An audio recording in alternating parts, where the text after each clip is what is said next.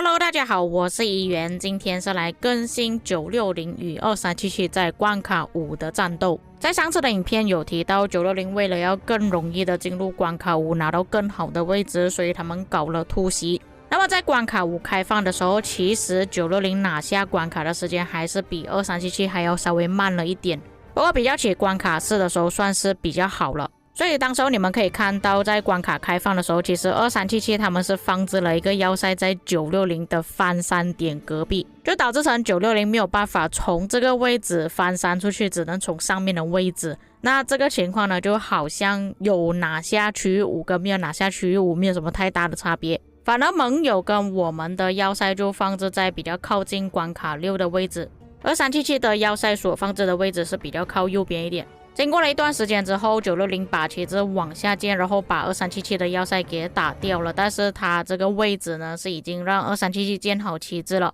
那假设说，如果当时候960拿下关卡的速度比较快一点的话，其实在右手边这个位置呢，他们旗帜应该再往下一点。那你看到这一次960建造旗帜的速度是比起上次还要快了一点。那盟友也是从中间的位置，也就是黄色的旗帜开始建造出来。再过了一段时间，你们可以从画面上看到，其实一开始是由2377包围了圣域，他们还顺便把路上盟友的要塞给拆除掉。那因为这个位置比较靠近960的关系啊，所以他们这边建造的旗帜会比较快一点。到了后来旗帜就变成这样了。那其实从这个画面上你们可以看到960的盟友，也就是3个王国的阵营，他们是被960给阻挡了。他们的位置都不太好，就算是虔诚过来呢，也没有太多的玩家可以加入战斗，反而960的位置会比较好一点。这个时候从画面上可以看到2377的要塞基本上都已经拆除了，只剩下1个而已。在旗帜建好差不多之后，2377又开始放置要塞了，他们就要进行第2次的要塞堡垒战。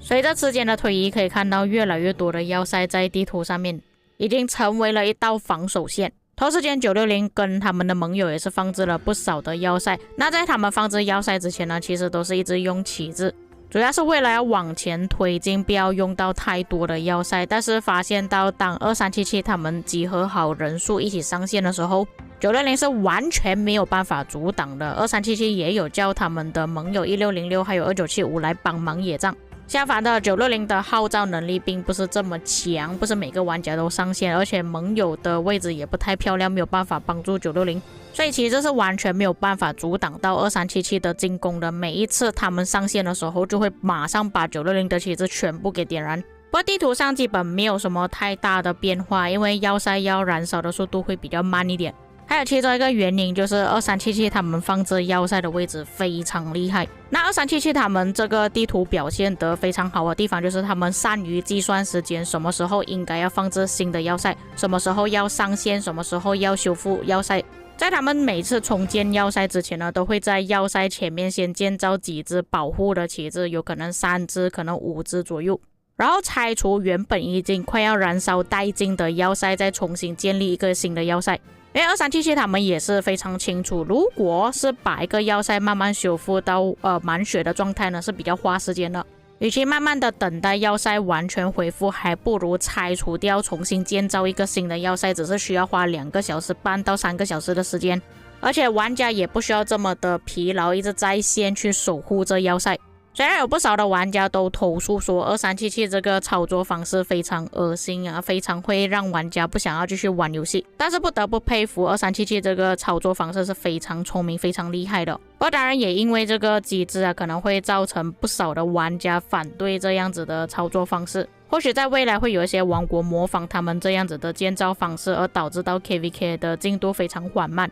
所以我觉得有可能在这场 KVK 之后，策划会改变要塞放置的位置，又或者是一些关于要塞的规则之类的。那因为如此，你们可以注意看我的画面，那其实这些画面都是每一天所做的截图，但是你们可以发现到每一天的变化几乎都是没有变化的，就只有右手边的进度会比起左手边还要更快一点。那你们可以看到右手边已经到达这个位置了，但是左边的位置依然还是卡在这个角落，就是跟第一天没有太大的变化，只能说只是往前推进了3公分而已。这里我们可以稍微做一个比较，左手边是第一天的情况，右手边是差不多快要开关卡的前一天。是真的960的旗帜只是往前挪动了那么一咪咪而已。这个位置对于960来说是非常重要的，以确保他们在进入皇庭的时候有领土。那对于2377来说重要吗？其实是不重要的。2377主要的目的就是不想要让960这么容易的拿下这么多的领土，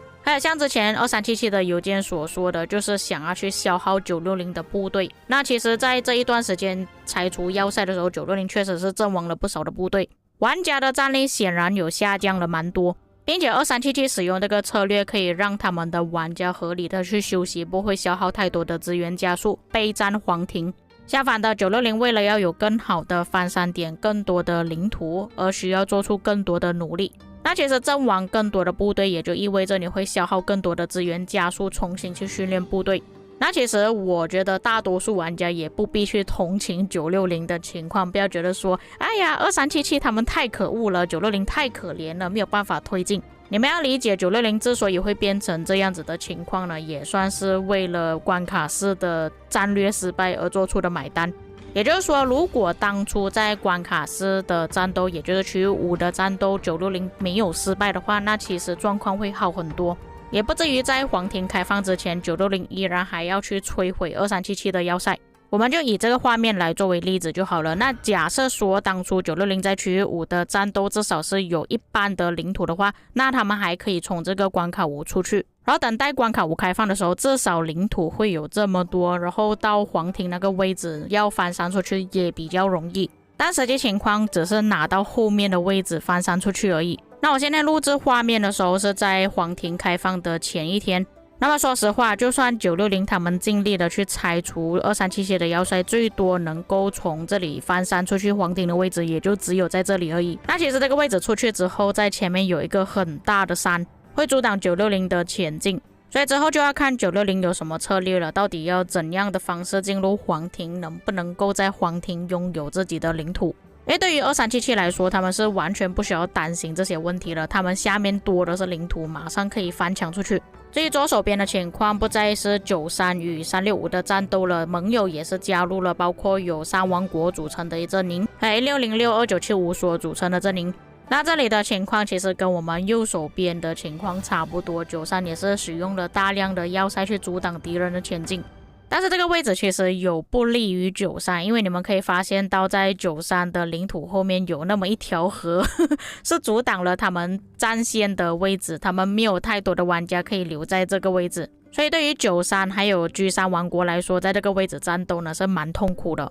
不过经历了很长一段时间，他们的位置依然保持不变，反而要塞的数量越来越多。但是对于2377的盟友，也就是365、1606还有2975来说，他们的优势会比较大一点。你们可以看到他们要塞已经是推到这个位置了，也就是说在皇庭战斗的时候，2377阵营他们是100%可以拿下下面的领土，反而960与他们的阵营的旗帜就比较少一点。那么960要如何扭转这个情况呢？首先拿下关卡的速度肯定要比对方快，只有快速的拿下关卡之后，才可以更快的把旗帜给建造出去。而且960这个位置其实是比较容易让他们派部队出去建造旗帜的。如果速度还是比对方慢的话，有很大可能960的旗帜没有办法建出去。不过其实这一段期间，除了专注在区域6的战斗之外，其实960也是有回去区域5那边燃烧2377的要塞还有旗帜。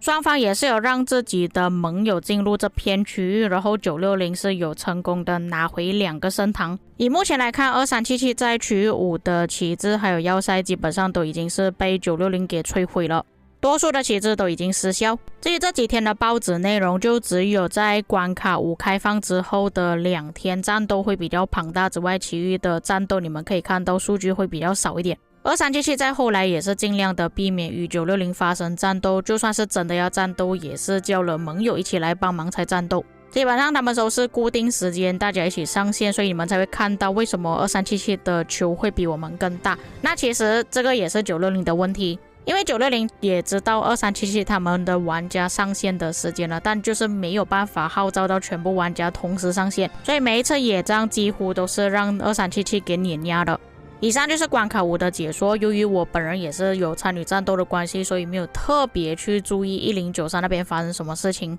那如果你们有关注左手边战场的情况的话，也可以在评论区帮我补充。所以各位觉得在黄庭战斗的时候会战斗多少天，哪一方会胜利呢？可以在评论区给我知道。还有各位记得留守今晚的黄庭战斗。以上就是本期内容，我们下个影片再见。